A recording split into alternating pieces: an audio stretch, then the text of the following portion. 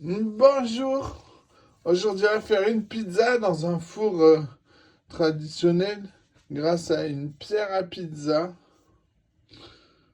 Dans un verre, on met 70 grammes d'eau tiède, un demi-cube de levure fraîche de boulanger.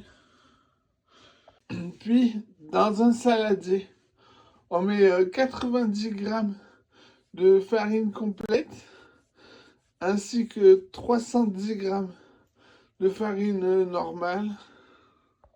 On y met aussi une cuillère à café bombée de sel. Puis on pèse 200 grammes d'eau.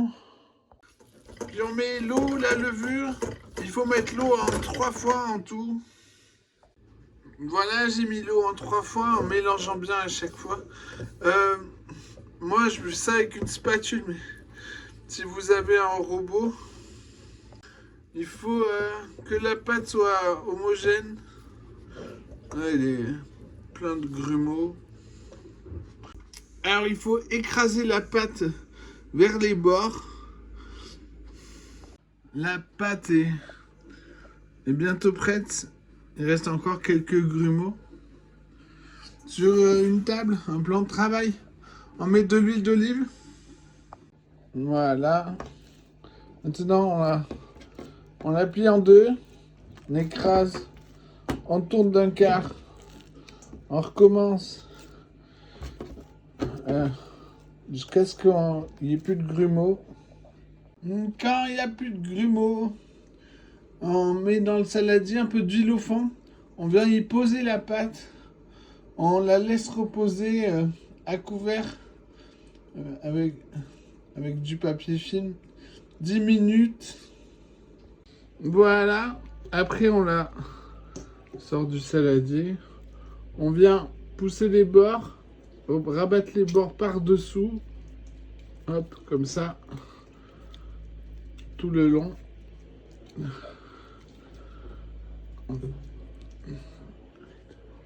Voilà, maintenant on la repose. On met de l'huile de tout partout. Maintenant on met au frigo à reposer 2 jours. Après 2 jours, on prépare une sauce tomate. On prend une boîte d'olive noire nature.